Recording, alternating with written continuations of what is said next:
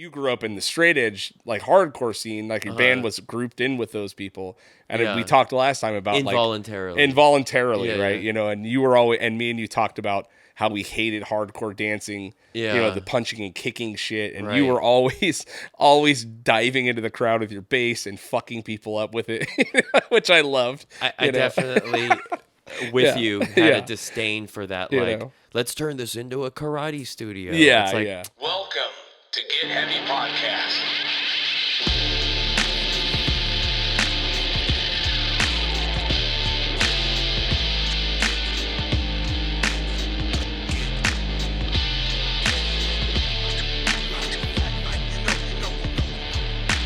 With your host, Craig Kasamis and Big J Curran.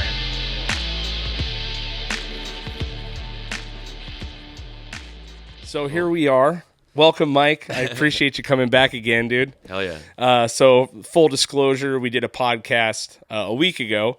Tried to bang a couple out because Jay is gone in Cabo. And, of course, I get home and the audio is fucked somehow. So here we are. You're kind enough to come back, and we're going to rerun it, I guess. You know what I mean? So we'll see. Yeah, I know. It's nice hanging out at least, you know? Hell yeah. But yeah, I do appreciate you coming back middle of the day on a Monday. You know what I mean? What is going on, dude? It's been a while. Since we last talked on our last our podcast, not last week, but before. Yeah. I just keep making music. That's like what I love to do. Can't outrun it. And I got another single coming out, but in addition to that, that's cool. That's coming out on February, whatever it is, 21st, I think. It's a Tuesday. Owl Acid, by the way, is Acid. the group. Yeah. Fucking amazing. It's like the Project Brainchild because it kind of keeps taking on different appearances. It's always me writing songs and then kind of fleshing it out with either a band, different musicians, or just myself. I've been playing acoustic solo sets a lot lately. Right. That affords a lot of chances and experimenting live, which I really like to do. But yeah, in addition to this song coming out, I feel really stoked because I've kind of finally figured out with a buddy, John at Archive Studios, how we're gonna him and I are gonna tackle putting out a lot more music. Oh, okay. And we're going to be working on some new stuff next week together. And I feel pretty pumped about that because him and I have a really good working relationship. And you guys have been friends a long time. Time. So it really just feels like a hangout. But at the same time, we're going to be getting a lot of cool shit done together. And he's up here, correct? He's in Ventura. He's in Ventura. Archive, Archive, ARKIVE. He definitely knows what he's doing. Yeah. And I always feel privileged to work with him. Yeah, man. I mean, I've known him a long time, him and his brother Jeff. So just to kind of recap, me and you have known each other for years and years. We talked a little bit about the last podcast. You were in a band called Bleeding Kansas. I was in a band called God-Shaped Void or Drones. Many different iterations, I think, back in the days. But this is early 2000s. Late 90s, possibly. You know what I mean? It was way back, you know, when we started playing together. It was right around there. Yeah. So you've been playing music a long fucking time, dude. Right. But it's cool to see the Owl Acid shit. You know, a lot of us, as we get older, you know what I mean? You just can't fucking do it. You know, you're either chasing that dragon to be the touring guy, the touring musician, or you're fucking, you know, or you're not, you know what I mean? And it gets to the point where it gets really goddamn hard to keep everything moving. You know what I mean? That's right. But you've always been pretty creative as far as the music stuff goes. Yeah. I've always felt like kind of musical direction was not a problem in the regard that ideas come strong for sure. The hard part is especially like you were touching on this day and age, it's just keeping a band together. It's impossible. It's crazy. It's really hard. And back in the day, like when we were younger and when we met and we were playing shows together, it was so easy. I know. Right? Everyone just showed up. You just, what's the next show? Great. See you there. Like, no problem. Now it's like, a million excuses. Oh, yeah. Or if it's not that, it's legitimate, like people being busy, like, Yeah. you know, and I got a wife, I got a kid, I got a job, you know what I mean? yeah, or just trailing off and like music's not as important to you anymore. I have a Right. few friends like that where it's like they were like the songwriters back then, and now they're like, fuck Yeah. music. It's like, what, dude? How can you say that? Yeah, it's weird because I'm almost there right now. Like not that I want to say fuck music, but I go through spells and it's usually kind of, I don't know if it's self driven or what, but I dry out, dude. Like I literally am like creatively tapped out with music right now. And I feel bad because I'm in tongue, you know what I mean? And we've had many conversations where my band, we all understand 3 out of 4 of us are dads, you know what I mean? Yeah. And life is fucking life, and we're not out to do the thing, you know, we're just happy to play music. Sure. But I do write a lot of it, 80-90%. And I've gone through 2 or 3 spells in my life where I am creatively tapped, you know what I mean? Does it just work out that way that you tend to write most of the music, or do they bring things to They you? all bring shit to the table, but Yeah. I write the main backbone of everything. Yeah, that's a big responsibility for sure. Like, Yeah. I don't know. It does feel different for sure when I'm like, oh yeah, I got this song. I'm gonna work this idea out and record it and blah blah blah, and I can work at my own pace. It does feel different than when you have like a band showing up. Because I've also been in this position where it's like they're showing up once a week or some during the whole 2020 2021 debacle. It was like we were practicing 2 times a week, Right. And sometimes it's like, all right, well, we know that set. What's next? What Let's now? get some Yeah, more songs. totally. And that when you have to write at a almost like a pace that keeps people interested, Right. that's definitely, that felt kind of like a lot of pressure sometimes. It's daunting, right? Yeah. And my whole perspective, I've talked about this a couple times on the podcast, is my whole perspective on music has changed as far as putting out records, putting out albums. It's just not the same anymore, dude. And it's not going to be, you know what I mean? Yeah. It's just not going to be the same because sure. when you're not a band that's going to be touring on a cycle, you know what I mean?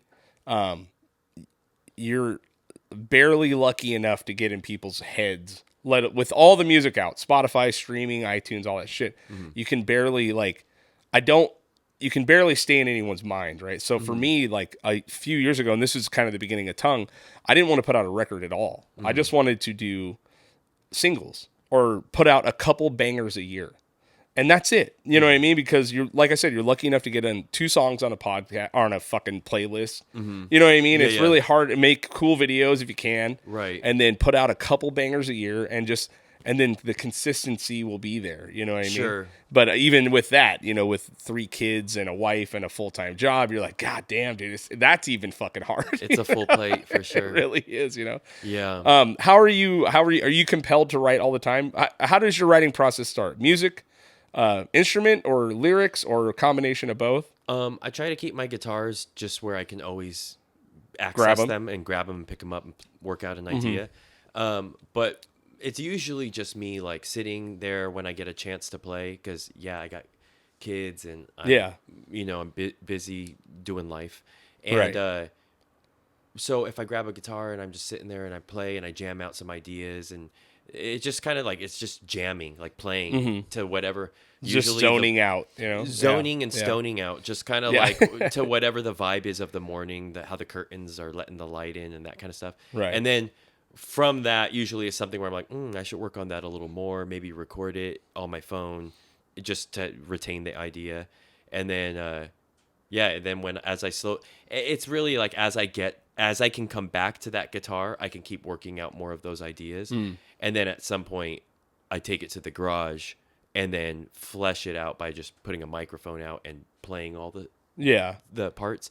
And then this last time and a few times before, but this last time we had a very synthesized process, but I took the tracks to John Swaven and then he mixed it and kind of ran it through like proper things and then mastered it. And it felt nice. It felt like legit. Sure. But It legitimized the. Do you found that it lit a little more fire under your ass to like work on the things?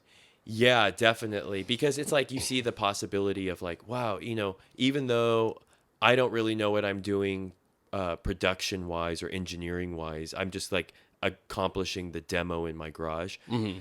When I'm done with it, it's all there, what I like, but it sounds in my head like because of my lack of skill in like recording, it sounds like instruments are competing for attention. And so when I take it to John, he knows how to just find that space with everything. Yeah, that and it's like, makes oh sense, God. Yeah, it all opens up. And when you're demoing, do you play everything? Like you do drums and you do the whole thing? Okay, so you do because you've always been a multi-instrumentalist. Yeah. Right, as far as I've known, My forte is piano, but everything else kind of followed that. Oh, really? I didn't know you played piano. Like that was what you did before. My parents, when me and my brother each turned 6, my parents started us with classical piano. Oh, really? So it was like that.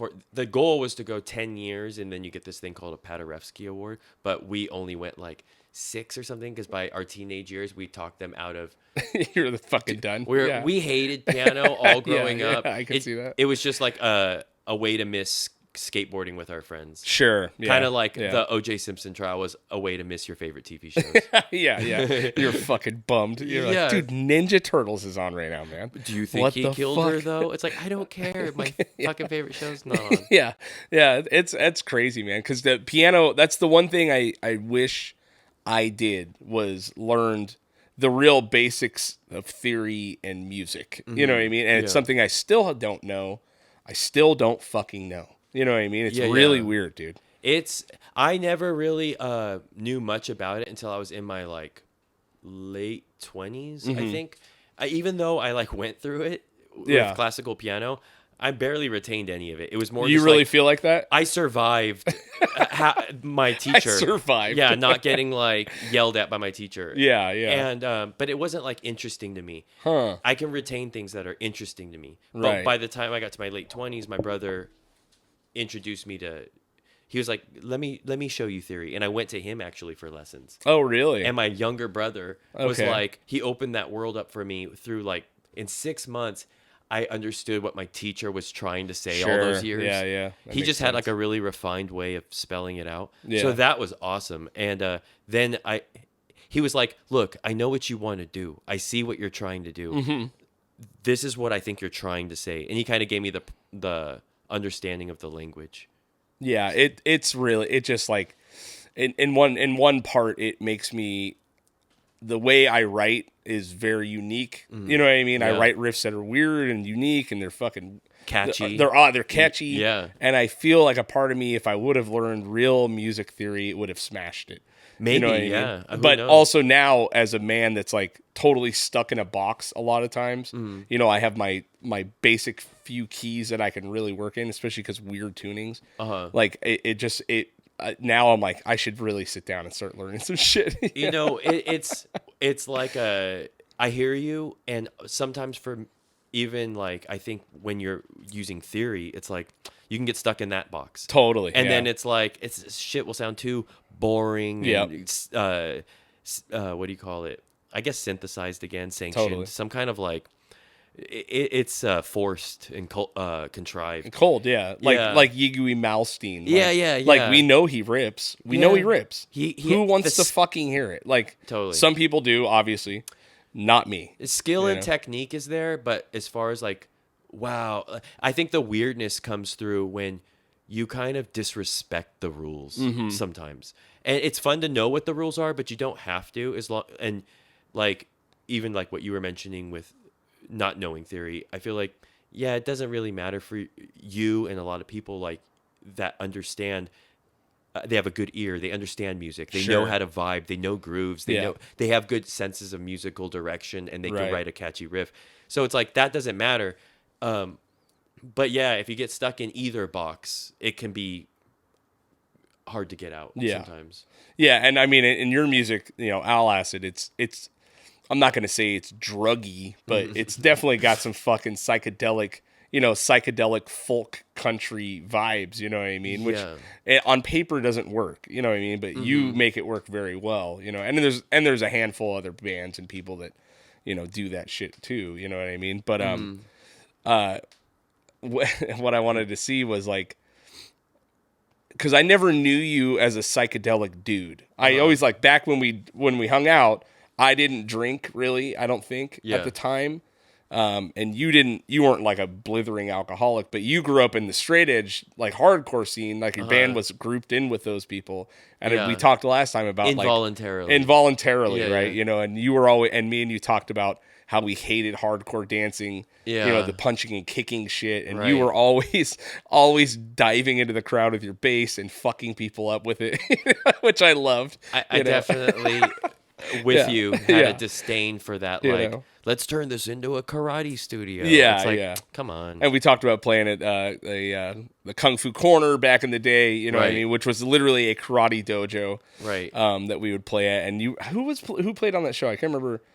Bleeding. It was Through? Bleeding Through, right? Yeah. And this is before they got massive, right? Right. Yeah, all that shit, dude. And we ate all their food that they demanded on the rider. It was Red Bull pizza and watermelon, I think, or something. Yeah. You guys went through and pummeled it. We went through it all. They got there and they're like, "Where's all our stuff?" We're like, "What?" It's a karate studio with food. You were playing on the mats. Like you'd play on the fucking dojo mats, dude. Yeah. Probably drum stool fucking like marks in them and shit. You know who else played that show was Curl Up and Die, or at least we played there also with them. I think it was the same show, but Curl Up and Die played there, and I remember being like, I had heard their music. I think it was Unfortunately We're Not Robots. Yeah, which is a great record. I really like that record. It's a great album, and it was awesome at the time when it came out. It kind of like punched everyone in the head. Like, it really did. It was like, whoa. Like there's so many things from the mastering at West Side, where it was recorded at God City, the style of it, and the guy's like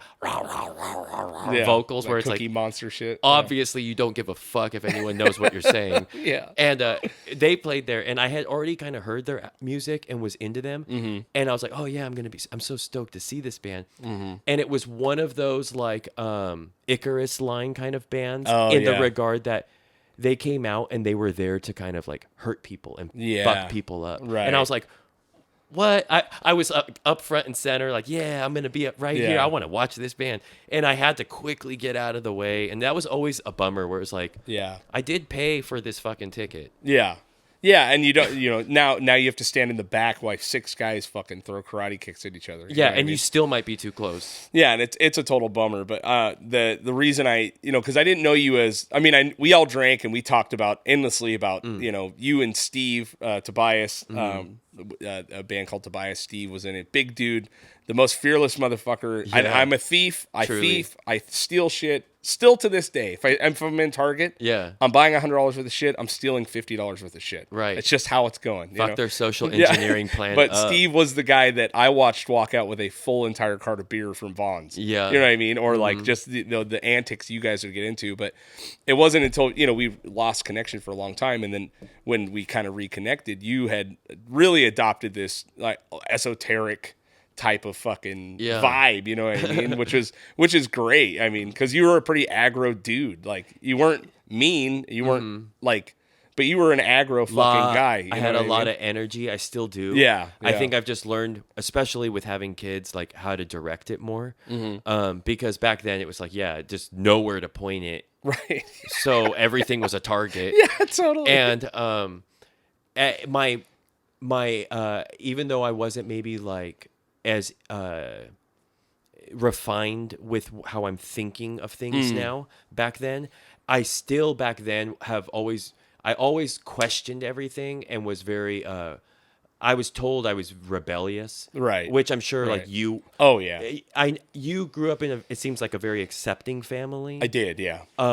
And that's rad, but I'm sure outside of that, you felt all the heat. People like, what the fuck? Like, look at this guy, Well, it was weird because I was a dichotomy. I grew up in a crazy biker house, like party animals, fucking. My mom was an incredible mom, but we grew up around a lot of dangerous motherfuckers, dude. And my rebellion was to literally go Christian. So I had not only that, I didn't do drugs, I didn't drink, I didn't do any of that. I believed in God, right? But I was also deeply into punk rock and metal. You know what I mean? Yeah. So when we started playing shows, we were immediately outsiders. So from every angle, I didn't make sense. I didn't make sense to the Christians. I didn't make sense to fucking punk rockers. You know what I mean? Yeah. And I acted accordingly. I would literally fucking try to like shock, you know, I mean, we would fuck shit up all the time, you know. Yeah. We weren't like trying to hurt people, but you know, I was gonna fucking not go the way you thought I was gonna go every time. You know what I mean? I think that's important. Yeah. To saturate yourself in whatever it is you think you need, and then you kind of come out of that. For me personally, another thing like that that I saturated myself in was alcohol. Right. And still like climbing out of it, where it's just like it's such a nasty habit that I want to fall into. Right. But Yeah. not doing it is empowering. And I still let it in now and Sure. then, but I'm trying to be way more thoughtful about it and not just like because there's nothing to do. If there's nothing to do, I'm doing it wrong. That's more like how I'm trying to see it, you Right. know? At what point did you make that decision? I slowly made it. Yeah. I made it in slow motion. Sure.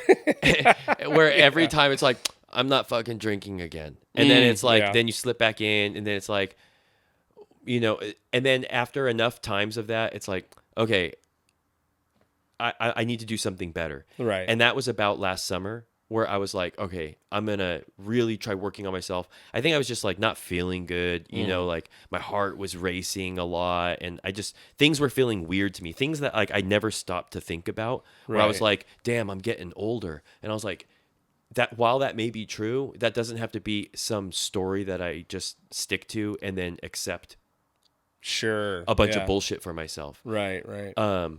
So yeah, I've just, since last summer, I've really been trying to kick my own ass in a lot of ways. And I think I've been like refining ever since like the days we met. I've always questioned things. That's the whole reason I was so anti like religion back then. Not that I'm for it now, but I was so anti religion back then, outspokenly, because it had been pushed on me most of my growing up. And the whole time I was just like, this doesn't even work for them. Right. Like for anybody. Was your family religious? My family, all friends, and like just even like because of how tight knit it was, seeing the other people in the religion Sure. and their families and being friends with them, and seeing how like Was it specific? Was it Christianity or? it was Jehovah's Witness. Oh, you grew up Jehovah's Witness. Yeah. Wow, that's fucking oppressive, dude. Like, It's weird. it really shit is for sure. Yeah, I mean, you know, that's an like an I don't oppressive condone it. fucking religion, dude. Yeah. Yeah, I don't condone it. But it and it's one of those like a knife behind your back kind of things where it's like, hey, how you doing? Where it just doesn't feel right the whole time. It's very fake. But anyway, that was something I had to think. I always kind of thought thinking this is BS, Right. but I really thought my way out of it by the time I was able to choose what I wanted to do. At what point did you realize it was bullshit? Like, do you have a moment, or did it feel wrong always? There wasn't a specific moment, but it was every moment growing up when I would ask questions like, you know, and I couldn't get a specific answer. Oh, you can't. You'll never get one, dude. Yeah, and it's always, and it's never like a conviction from someone's heart where they're No. like if you ask me like, why should I drink water? Man, I could sit here for a long time and Tell what you do you what- mean you don't want to drink water? Yeah. There was none of that with them. It was always like, well, let me look in my books, in these books that this publishing company makes, and I'll let you know what the answer is. It's like, what the fuck? Like, Yeah. come on. Yeah, I actually had one of my big realizations, besides when I was in the church, you know, I got some pussy, and now things were not making sense at all, right? And then I was like getting to the point where I was getting very deep into spirituality. Like, you know, I just really, like, the things I felt during church, during worship are things that have rarely ever been recreated. You know what I mean? Maybe right. like a Neurosis concert, or like when seeing like Godspeed You Black Emperor. For like sure. that transcendental fucking mindset that like music can impose on people. Right? Yeah. When everyone has the same goal, essentially. You know? kind of forget You get that hive mind. Yeah. Yeah, exactly. So then there was like times where I would ask my pastor, like, blah, blah, blah. And he's like, well, and it just got to the point where I was like, you just have to have faith. And I was like, this isn't cool. Yeah. But when I was about 16 years old, I got my first job at this place called Barna Research. Right. And it was dog shit. You had to give religious surveys over the phone to collect data for this guy named George Barna, who is a very prolific Christian writer. Okay. Right. And I've started realizing, like, this is an industry. This guy ran his own survey company to ask his own specific set of questions to create stats to argue points of God in this. It was like so fucking set up. And it was like, at that point I was like, oh, this is fucked. He was like a YouTube commercial before they existed. Essentially, yeah. But like he would design his own questions that had no other answer besides "I believe in God." You know what I mean? To create these stats and he was a very analytical Christian dude, right? And like it was not allowing you to analyze by pigeonholing you into the answer. Plus, you're cold calling people in Georgia. Yeah, and trying to get him to be on the phone for 20 minutes about a religious, religious. It was a fucking nightmare. Come in from the yard. Someone wants to talk to you. And I knew the televangelists and all that shit. The religion part of it was always bullshit. You know what I mean? But that was like one of the big turning points. I went, oh, this is a fucking industry. You know what I mean? And the belief in spirituality, which is something I think you're very into. You know what I mean? Yeah. Or the mind at least. You know what I mean? Is a big one. You know what I mean? There's nothing wrong with all that. You know what I mean? It's something we're all a part of. Yeah. And how we interpret it, I mean, go for it. Do your thing. It gets weird when people are like, but I'll tell you exactly what it is. Oh, yeah. And if you don't agree with me, you have some learning to do. It's like, that shit gets weird. Yeah. But at the end of the day, man, I think everybody at some point, maybe some people it's not even till the deathbed, but everybody gets to some point where they're like, what is this actual reality? And I think there's a weird zoom outs where like you zoom out really far, usually not at will. And you get this like withdrawn feeling where you just sense that you're part of something bigger, and it's not just you in this little world where you oppose everything that you think is bigger and scary to you. Right. Which is why I think people inflate themselves constantly because it's like, I'm not just this. Look at what I have here, and look at this, and look at that. Like, I'm not just this little thing, and that sense of inferiority. It's just all ego. It is. It's 90% ego. And we're just trying to like spirituality is, I think, the being down to wonder like, what is this experience? Right. What is this? And I'm okay with lots of answers. That is kind of a spiritual quest. Yeah, there is no one there's no one thing. And I lost my grandmother this year, or last year, and then I literally on Saturday just went to a funeral for my uncle. Right, who passed. And my mom has lost her brother and her mom within like fucking 3-4 months of each other. It's been a rough year for my mom, but for sure. It was so. My uncle was a really nice dude to me, and there was many things that when I'm not going to get into the family dynamics, but there was many reasons to fucking think he's an asshole. You know what I mean? And those things can be true. You know what I mean? The way in which you interact with your children, your wives, your ex-wives, all that shit. Like, you could be an asshole. Fucking sometimes. Hate you, right? But then when I go to his funeral, there was over 200 plus fucking people that showed up, and every one of them had a story about how this man had touched their lives and didn't, you know what I mean? And it was such a massive, it was just a wild realization into my own life. You know what I mean? That these moments are so fleeting. These moments, the interactions we have between our friends and our family and how you leave this fucking world is the only thing that will matter. The memory of you to someone else is the only thing that's going to matter. You know what I mean? Yeah. And touch it with love. You really have to, you know what I mean? And I struggle with that because I'm an angry motherfucker, If you ask my kids sometimes, I'm not the nicest dude, you know what I mean? Or my wife. Or even some of the people that I love, you know what I mean? For myself, same. And it's just, it's like, it was a weird realization. I thought, and I had a long drive back because it was way out in Hesperia. And I just fucking, like, a couple points, like, broke down. I was like, fuck, man, like, you really don't know who the fuck you're touching or the effect you're going to have on a person when you're gone. You know what I mean? Right. And it just fucking made me kind of rethink my whole thing a little bit, which is good, you know? You need to check yourself every once in a while, you know, especially having kids, like, right. you know? Another thing that kids have made me think of, it kind of dovetails perfectly with everything you just said, is just considering the size of community I keep, or not community, because you could be a part of a big community, but the circle I choose to keep. And it's really just like, you're one of my oldest friends that I still have.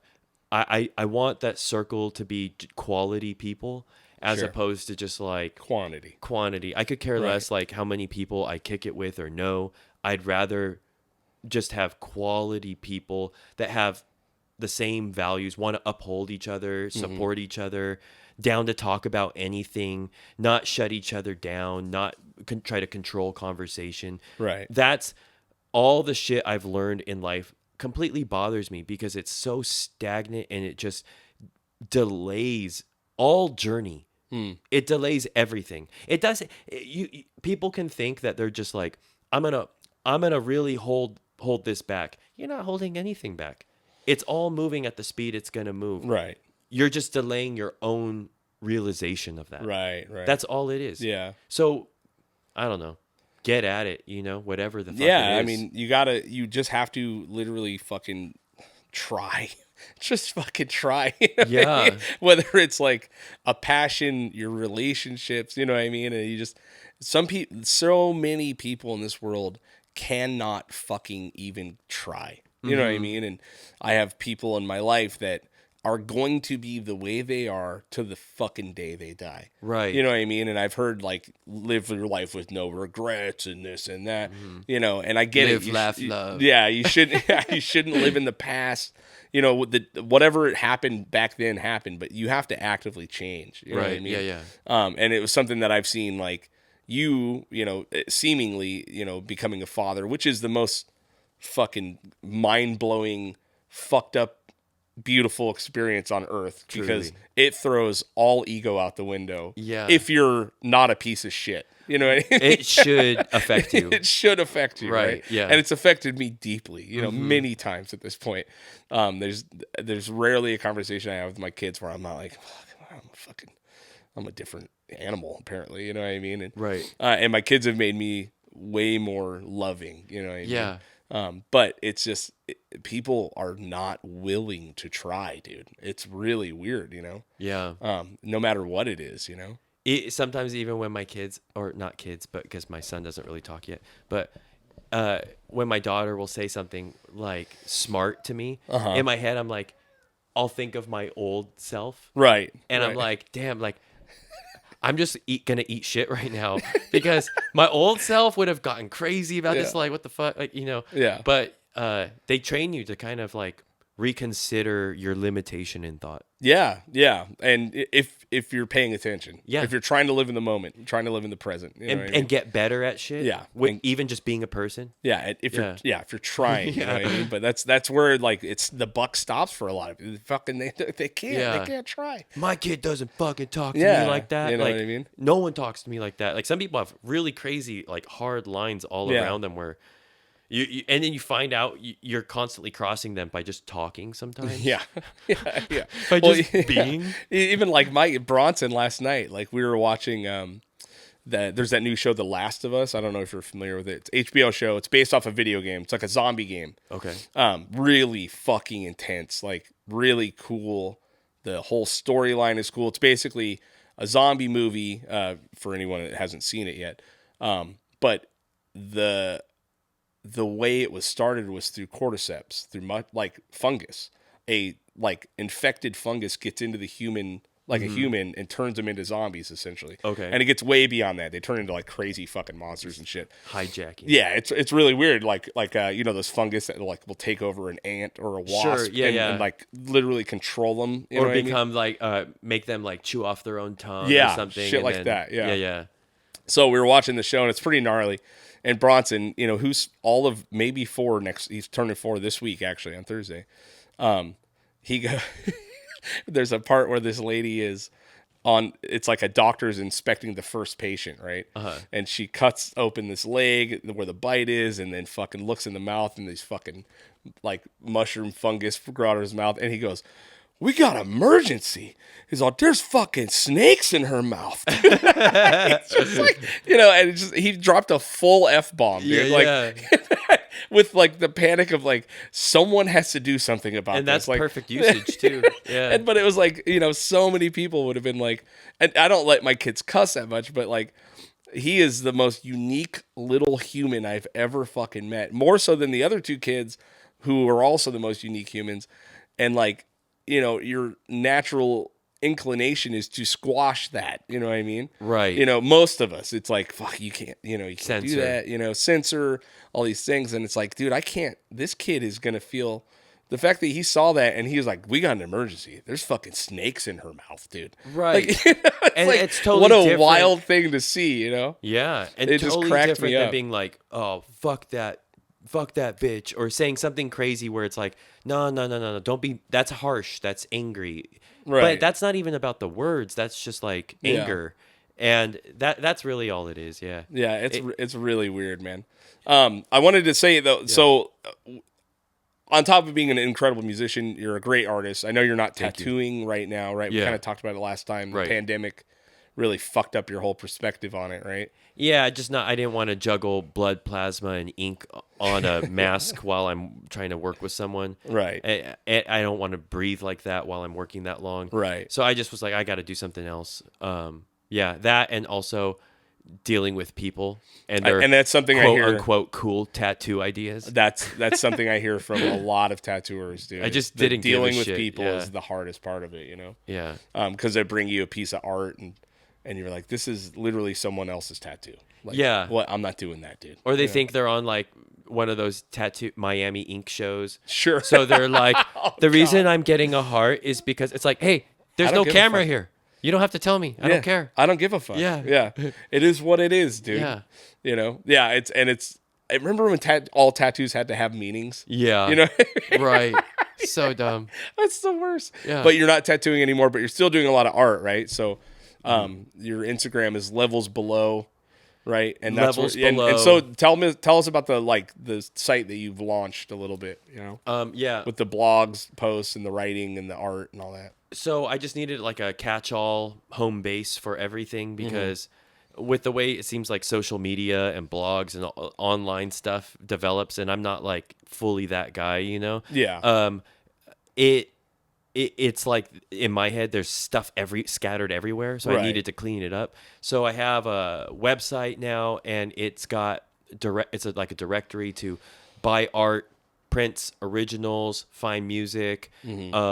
I have writings on there, some blog stuff I've done, and then I've got a directory to my latest venture, which is like, since last summer, like I said, I've just kind of been really trying to focus on lifestyle, Right. And I don't mean that in that like trendy way. I mean truly like trying to unite mind, body, and spirit, Right. and not fight and work against the flow and vibe of this world, but instead make friends with it, every part of it. And that is like what you can call it a fitness journey or whatever, but it's like I look at it as health and being. Right. So that is also, you can find stuff on there. LB Health and Being is on Instagram, and I'm just basically sharing my journey of things I learn and what I'm figuring out.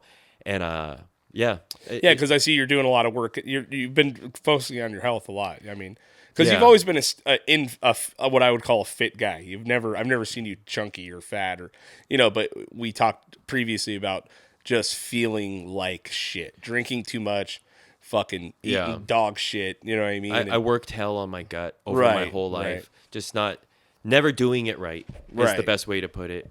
But yeah, now I've been trying to actually, I mean, when in my 20s and 30s, you couldn't sit me down and talk to me about nutrition. Sure, I didn't yeah. care. I was like, I would make fun of you while I ate an AM PM Right, cheese dog, Yeah. which is really making fun of myself Right, back right. then, because joke was on me. My gut just like Yeah. ended up burning a hole through things, and so Yeah. I had to really reconsider everything. And I think I've been intuitively and with some help from people who know more than me, I've been able to come pretty far in how I feel every day, waking up, not dreading life or simple things. Right. I remember like hang tight one sec. yeah. Let me get this. Yeah.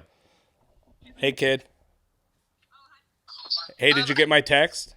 Yeah, do you want me to take the bus though? Well, yeah. What time does the bus leave? 3:30. Yeah. You're probably gonna have to take the bus home. Okay, that's fine. I'm sorry. That's all right. Don't worry about it. Okay, I'll see you at home. Okay. Love you. Bye. Bye. Sorry, dude. No worries. I had to tell the kid. Yeah. Yeah. So I mean, but when I've been watching your like workouts and stuff, do you have an actual regiment like that you're doing? What can you run? Because here's where I'm coming from. Mm-hmm. I've been a fat dude my whole life. I've lost over 80 pounds 3 times now. And I've gained it all fucking back 3 times now, right? The food thing for me is the problem. I can manifest anything I want. I've done all the music. I've done the, anything I really put my mind to, I can absolutely do it. The food is the thing for me. Sure. You know what I mean? Yeah. So it's always, I've done the diets, I've done keto, I've done everything.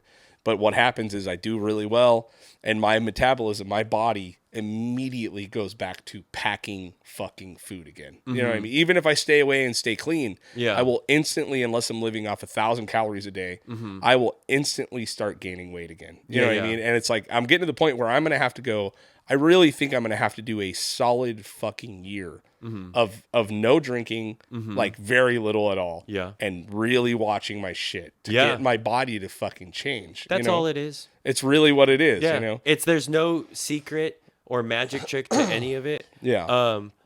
The one misconception I had for a long ass time was being vegan is like the most healthy thing to ever do. It's so not good. And it's so bad. When I reintroduced protein back into my diet, I was already like going to the gym. I had taken a break. This is back a few years ago. Yeah. But I was going to the gym at the time, and I had recently introduced protein in my diet. Right. I was like, holy shit, I can go 3 times longer at the gym. You really felt the difference. True difference. Yeah, really in is. energy, sustenance, or whatever, sustainability. But I think for me personally, I'm a very strong advocate for like, okay, so I've had to work out things that agree with my stomach because I was so harsh on my stomach, and in that venture, I've learned what's the worst for your stomach. Sure. And one thing I've realized is, okay, here, if anyone wanted to clean up their diet immediately today,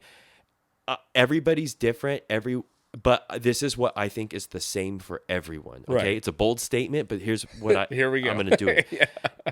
Everyone should immediately stop eating. And I don't feel like,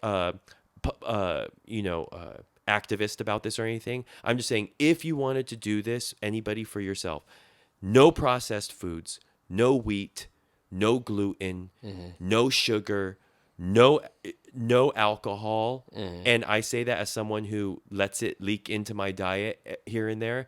But if I want to be truly honest, no alcohol would be the thing. Right. No breads. Right. No tortillas. Stay away from processed dairies, Yeah. cheese, and things like that. Switch from butter to ghee. And then aside from all of that, making sure you still get your greens in every day. I think do that with like a Schultz green powder kind of thing. Green shake. Yeah. AG1. Get the Athletic job Greens, done. whatever, yeah. Exactly. And then the main thing is at least, if you're just like trying to chill and be a normal human in life, I think around 1.5 grams of lean protein for every pound of body weight you have isn't essential. You can up that if you're like trying to gain muscle or whatever. Yeah. But it's somewhere between that and like 1.75 is like what people like kind of talk about a lot.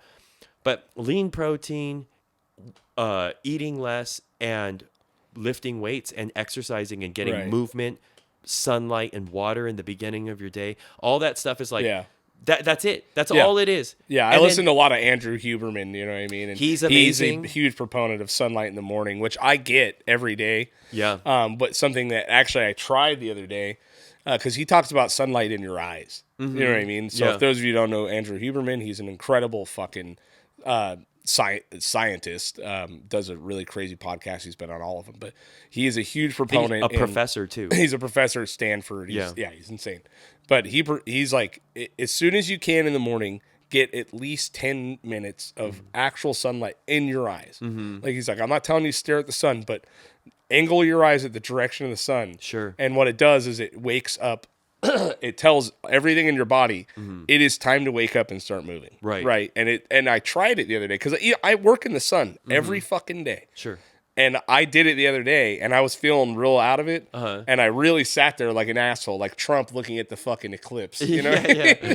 and I fucking let that sun get in my eyes, man. Yeah. And about fucking 20 minutes later, I had this wild burst of energy Sure. that I really like haven't had in a long time. You know what I mean? I Definitely. thought, motherfucker, man. Even though I work in the sun every day, Yeah. you know, I'm outside. But to get it early first thing. Early, yeah, and I do get it early because I work outside. You know what I mean? yeah. I get it all fucking day, but to get it actually in your eyes, like he was describing, I see. It was a totally different animal, man. Almost like sun gazing. Yeah, a little bit. Yeah, you know what I yeah. mean? You kind of off to the side a little bit, but your eyes are watering. You're like, fuck, dude, it's hard.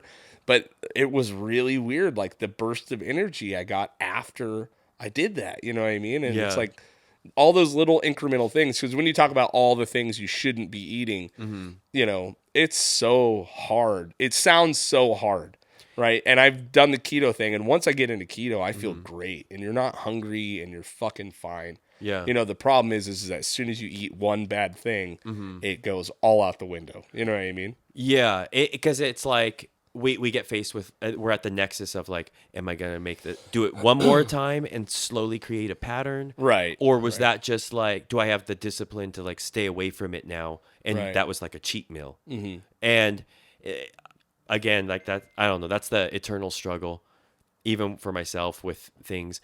I think breastfeeding is what fucks it up for everybody because because we're taught at the very beginning of life, right, that like if you cry, you're upset, you're angry, whatever, or exiting the amniotic fluid from the womb, and all of a sudden you're in this like gravitational field that's like pulling on your joints and ligaments, and we're like, what do we do to comfort that? It's always food. And so from the beginning, we learn that if we're angry, food is the way to go. Yeah. And I think people never really lose anger in life. We all have it to some degree. I've totally vibed on what you were saying about how you were angry when you were younger. Oh, so angry. I was angry too. I'm still angry now. I'm angry right now, dude. Same. And I think obviously we've just like learned how to manage it. Better, you know. Yeah. Although I did punch a nice dent in the fucking freezer the other day. Yeah, you know? And I don't do that. I'm not a wall puncher. Yeah. But I had something happen. This fucking credit card company is like trying to sue me. Yeah. Like for some bullshit amount too. And I fucking got on the phone with this bitch, you know, at some like some fucking, I don't know, some bill collector lawyer fucking thing. I basically was like, well, you should fucking kill yourself. You know, is what I said to her on the phone. And Yeah. I felt bad for saying that, but I also kind of meant it, you know. And then I fucking walked in here and I have no idea what came over me, but I punched a fucking giant dent in the fridge. No one was around. No one saw it. Oh my gosh. It's like, still, it sneaks up on me. And I'm not the guy that punches walls. I don't yeah. freak out and do that shit ever. You know what I mean? But that one fucking pissed me off, dude. And I just went, whack. And I drove at her. Dude, that's I felt man like shit. Such an idiot the second I did it. Yeah. It's just being a man. Yeah, it's being a man. Yeah. Dude. Yeah. I was like, motherfucking $1,000. I knew this kid when I was younger, back in the early days when I first like met Jeff and John, and them. And he first got his driver's license when me and him started hanging out. This other kid, and he would drive to Burbank a lot to hang out, and he would call every street like the wrong name. So Magnolia was like Mongolia. Oh god. If it was Alameda, he'd call it Alameda. But he also had a horrible sense of direction. He'd get lost, and he would call me from payphones and be like, because we're talking like early 2000s. So he'd call me from a payphone and be like, I'm lost again. And so if this kid said he's on his way, 15 minutes away, you knew like within the next 3 to 5 hours he'd be there. And he called me this one day and he was like, Mike, I'm at Mongolia and Alameda. And I was like, those streets don't even cross, dude. Like, I don't know what you're talking about. And he was like, I said, and I literally said, if you get lost again, pull over to the side and just kill yourself. And a week later, he tried to kill himself, not because of that, but like something else. Right? I was like, oh shit! Like, oh shit! Dude. I wonder what else he would have done if I wouldn't have given him that fifth idea. Dude, you're like the third person that said it to him that week, dude. And that's the fucking problem with being a fucking man, dude. You just, you know, and being angry. You know what I mean? You just get fucking pissed. But what are you doing for workout regimen? Are you actually doing? I know you're doing kettlebells. Are you working out 5 days a week, 6 days a week? What are you doing? I tend to do 7 days a week. You do? Something. To some degree. The new standard I've been trying to establish for myself over this past week is basically just an hour and a half on the treadmill. I don't like a lot of high impact on my joints. Okay. I don't like the way my knees feel when I run. It just feels like I shouldn't be running. So personally, I like to walk really fast with a nice incline. And then I do that for an hour and a half at least. 45 minutes into it, for my last 45 minutes, every 5 minutes, I'll get off the treadmill, 10 squats, 10 push-ups, 25 sit-ups. Oh, okay. So I like to do that for 45 minutes, every 5 minutes. And that feels like a nice, juiced, energized way to start the day. And I've kind of been looking at that as cardio, even though that's kind of a workout. But I really feel like that's cardio. And then in the afternoon, if I have the juice, I'll go back and work out in my garage. And if I don't, then I'll throw it into the afternoon. And if it gets to the afternoon and I'm like, damn, I feel kind of sore, it seems kind of like a fucked up idea to lift weight with my shoulders right now, then I won't do it and I'll throw it off to the next day. So everything's very intuitive, but it's not only that. I do a lot of research online, but that's kind of what I've established for myself. Right. I don't like to be too by the book and everything has to be exactly here and there. I drive myself kind of crazy with that. But yeah, I try to meet my lean protein standards, stay away from refined carbs, seed oils, all that stuff. But I will do an English muffin with some like ghee and almond butter. And in addition to like maybe a protein shake or something like that for like a morning thing when I'm like, because I don't like to eat too early. I don't like eating before 10:30, 11. Oh, okay. If I can make it till 12, I'll do that. And then I give myself an 8-hour window to eat. Right. So that kind of... So you do a lot of intermittent fasting, essentially. Intermittent fasting. I try to do like I know people would laugh at this that really have a like way of tracking their caloric intake every day. Right. But I try to do like an intuitive caloric deficit every few days with myself. And that it seems to be helping on it. It kind of keeps things feeling normal. But the reason I laugh, or I say people would laugh if they heard that, is because you can't really keep good track intuitively. No, you have to kind of track it. You have to use something. Yeah. But I think making food and cooking is bullshit. I really hate doing it. And luckily I have an awesome woman who makes all our food and cooks a bunch. But when I have to do it, it's very functional. It's like open can of tuna, cook 1 egg, throw egg on tuna, put sauerkraut on egg, just eat. Like, am I still full? Okay, English muffin. Now I'm good. So it's very like simple. I don't like complicated meals or complex ingredients. It's just so weird. It's just a thing you got to get in, you have to build into slowly. And that's always been my problem is I go hard for 3 months and then it's fucking all bets off. You know what I mean? It's like, well, I did it, dude. I got down to like fucking 220 or whatever. I run around at like, I think I'm close to 260 right now. You know what I mean? I've always carried my weight well. But I still, when I get down to like 200 pounds, I feel so much better. And I think I'll never get that fat again. And then fucking here you go. I understand. It's crazy, dude. And then you got the kids. You're trying to feed them decent shit. They're protesting. So now you're making them nuggets. And then you're fucking, now you're trying to make yourself some food. Now you spend 2.5 hours in the fucking kitchen. Then you got to think about lunch tomorrow, and you're like, God damn it, dude! It's just I finish all my daughter's food, her leftovers. Yeah, totally. I try to make her eat it all, but if she doesn't, I'm like, and then I go eat it. Dude, and now as my son's growing and he's starting to eat solids, I'm like, damn it, Now there's gonna be like 2 meals to clean up. Yeah. What are you guys doing to me? Yeah, it's a fucking nightmare, dude. So with the artwork and stuff, I was just thinking about this. There's always some sort of a theme to it. Is there an overall theme to like the ethos of what you're putting out? Or, I mean, I know we kind of talked about like, you know, I got really into Hermetic wisdom, you know, kind of some esoteric shit. I was like, after I left Christianity, I was like a Rosicrucian for a while, which is pretty cool. Yeah. That's a lot of like intuition, shit like that. A lot of weird meditation. There's some swords. It's pretty cool. I had a bandmate that was really into it, and she's awesome. You know Did what I you mean? do any of those like meetings? Where No, they, like, I didn't do did the the meetings. solstice stuff. No, I didn't do the meetings. I just did the stuff that they would send you. You know what cool. I mean? Yeah, Like, it's a lot of meditation and writing. That's and, cool. You know, and it was cool. But is there an overall theme, like an ethos to what you have going on as far as the mind goes? I definitely like the natural laws from Hermetic wisdom. Right. Hermes Trismegistus. I know. I love all that It's stuff. so good, dude. And that kind of, I think, is an underlying substrate of everything I kind of do.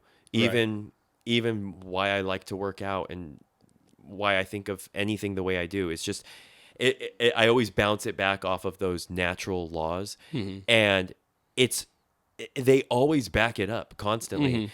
So that's rad. And I think the concept of like everything is born of things, like, so you got this aggregate solid, this earth, but it's in a solar system of other aggregate solids, and then you zoom in and it's got all of these like life forms on it, and they're all interacting, and none of that really means anything until you zoom in further. And then if you zoom in the furthest to like within a body and you experience it from such a small perspective, Right. and define everything around, then it's like it starts painting the picture of what's manifested as the world as we look at it. Right. Where it's like, you know, that's a this and this is a that, and you can't do that. You have to do this. What do you mean you've never done this? All that is just things that are unimportant. And so I think that's how I would describe the paintings, is like what's birthing, and later, as an artifact of what birthed, you might find where we are now. But I try to kind of look more back to that womb-like place for the paintings. There's always that's more what's inspiring for me to like sit down and paint and draw. But that instant feeling, that thought that we are all fucking connected.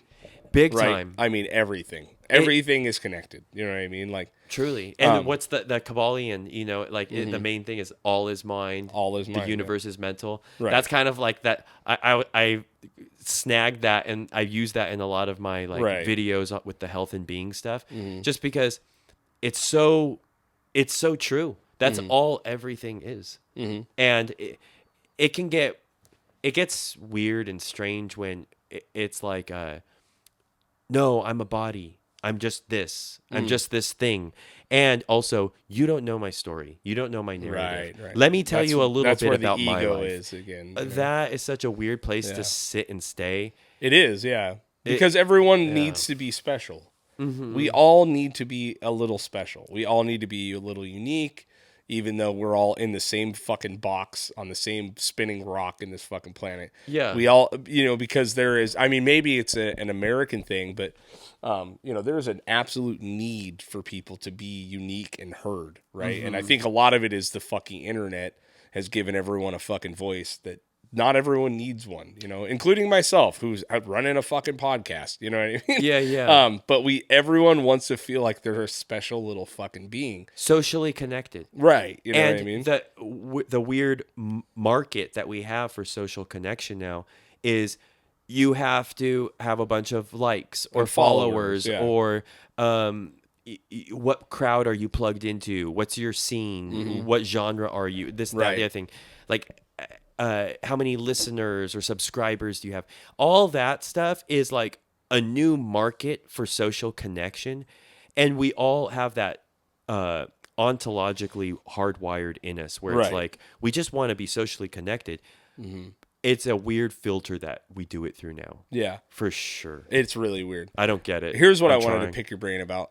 So with all this, like, there's so much more understanding now, right? About especially like the ancient thoughts, like the Hermetic wisdom, even with like what's happening where they're realizing now that the advanced civilization that we thought we knew 6,000 years ago, the Egyptians were not even fucking close to the first advanced human civilizations. Have you seen any of that Graham Hancock shit? Like, yeah. It's pretty incredible. They're finding shit that's upwards of 100,000 years old. These places that are wildly advanced, they're under fucking LiDAR. They're finding them in the Congo and the Amazon, all kinds of shit.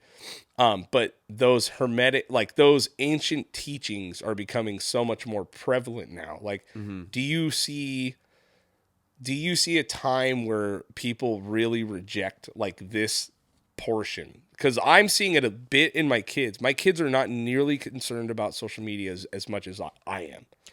You know what I mean? Like, reject this portion. Like rejecting like the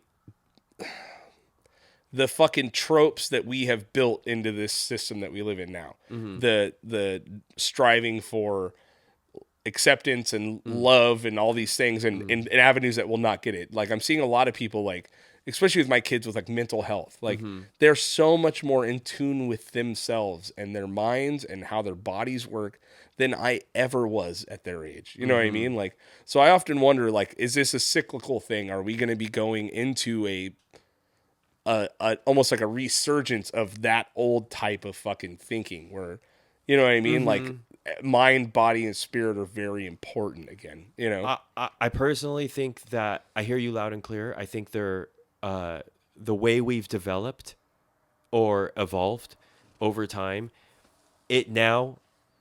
the appearance it's taken on is silly and stupid. Yeah. And now here come these kids, right? Yours, mine, our family's kids, and they see it. They don't see it in its like developmental stage. They don't like. You ever try to play like a 1950s video or something, or something older to a kid, or show them a manufacturing plant of cars or whatever? Yeah, they don't give a shit. They don't give a fuck. That's stupid. Yeah. So they're looking at the silliest, stupidest appearance that everything we've ever worked for has ever taken on. Right, and they're basically like, "You're not selling me." This. You're not a good salesman on your own shit. And that's like personally why religion didn't work on me and why you rebelled in your own way. It's like people weren't able to sell their own shit to you. They didn't make it look good. And I think the industrialized civilization that like has evolved so much where it's like blue collar workers and the way we've grown up where it is kind of falling apart, and they're seeing that, and they're like, hard sell, not working. Right. And so the only other thing, it's almost like kids already start off as all mind. A little bit, yeah. I mean. Until we're like, no, that's not yours. Yeah. Hey, no, I'm Papa. No, that's wrong. That's bad. That's this, that's that. Until we start spelling it out to them and taking away that allness. Yeah. Yeah. We're like, no, you're just you. Yeah. You're my kid. You're not everything. Yeah. Like, and if they said that to us, we'd be like, what are you talking about? Motherfucker, get a job. And then talk to me. Yeah. Like, we've kind of, in a way, we've done it to ourselves. Oh, we have, for sure. Yeah. But... And I mean that for like, on a globe, like, I don't like to speak globally, but you know what I mean? Yeah, like, yeah. It's as a white guy in America, you're speaking globally. Yeah. See, if I was in Nigeria, I wouldn't have them mining by hand to get cobalt for your phones. Exactly. Yeah, no, it's just weird because it's so weird because I see so many people digging in to the past to find out that there were these. We've had it figured out multiple fucking times, at least seemingly. You know what I mean? Like, the past was so gnarly. Even back in the fucking great eras, Egypt, slaves, the whole deal, it's all horrendous. Yeah. But the teachings and the fucking understanding of like the energy and fucking vibration and all these things that are coming out, like now it's like, dude, people were doing shit like this years and years and hundreds and thousands of years ago. You know what I mean? Right. And we're just now in 2023 starting to figure out fusion reactors. You know what I mean? Whereas it's very possible the Egyptians were fucking humming frequencies and picking stones up and moving them. You know what I mean? Like the Tibetan magic, monks or fucking magic. You know what I mean? Moving boulders and stuff. Yeah. No, totally. Sound and vibration have such a like crazy relationship. It's weird. And dude. if you bring it up to most people, they're like, "Oh God, here we go." I know. Yeah, you want to just It's hit like, fucking well, this is hippie. Yeah, and this is why we can't move boulders anymore. Yeah, exactly. Because you don't want to fucking talk about it. Yeah, and I watched a video of a dude, and it fucking really blew my mind. This dude had a didgeridoo, and it was a big giant piece of flint, like flint stone, like that fucking obsidian, essentially. Yeah. And he hit this frequency, and that fucking thing was vibrating and circling around in the air. Whoa. And I went, whoa, that's fucking cool. You know what I mean? Because Crazy. it is very true. Like, there's that, do you remember that band, The Cancer Conspiracy? No. It was a really killer instrumental band in like the mid 2000s. And they were a band called The Cancer Conspiracy. It was like in that whole fucking post-punk, instrumental shit that was going on. The Slint days. Yeah, stuff like that. For sure.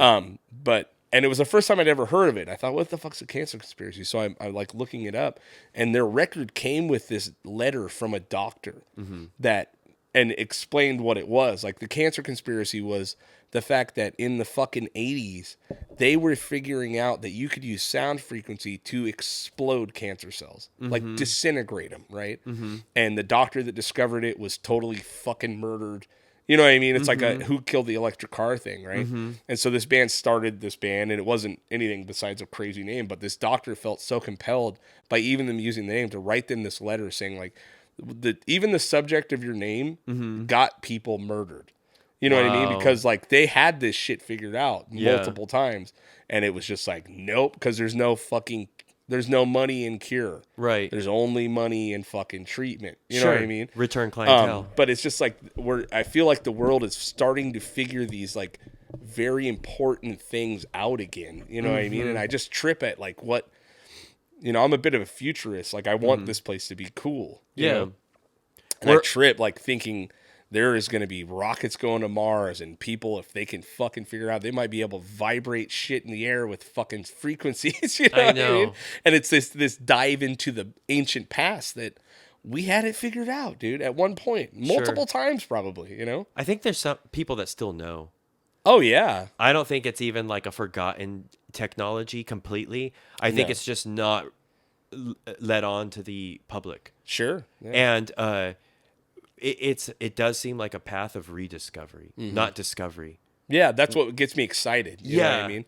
That, like, when I see my kids, We've done this before. We've done this, dude. Yeah. Like, we've been here before. It feels like weirdly, oddly familiar. It's really odd, I don't know. But maybe it's just because of the shit that I've been into, you know what I mean? The alchemy, hermetic wisdom, all that shit. It's like, it's not so foreign to me. Like, when I hear that shit, I do think, ha ha ha, hippie. But I also know that there's some really deep truths to that stuff, One thing that was very convicting to me was I had this experience with a buddy. We were on acid, and it was like, I just remember having all audio and all visual, but I was looking at my body across the room. Oh, weird. So standing in the bathroom, like an outer body looking experience. in the mirror, but then I was looking at my body that was looking in the mirror. But I still had all the audio and visual, and I was like, whoa, I don't even need that thing to keep having this. That was very like, there was this other moment where the next morning he was like, oh man, I wish you would have gone on that hike with me. Right. And I was like, I did. He's like, no, you were in the bathroom. You were on the bathroom floor.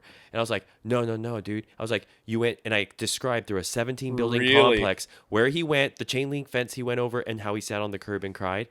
And he literally was like, what the fuck? And tears started rolling down his face. He was like, how did you know that? I was like, I was with you. Wow. Yeah. It was, I don't know, was I actually physically with him? And we both think I was back here, but I remember like hovering over him kind of thing. Wow. That's weird, man. So whatever that was, there's I don't shit know. in this world that you can access that's not fucking, in our perception. You know what I mean? For sure.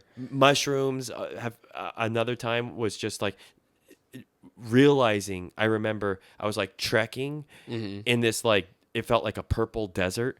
And while I was out there, all I remember was feeling like everything I've ever come from was right there with me, trekking with me.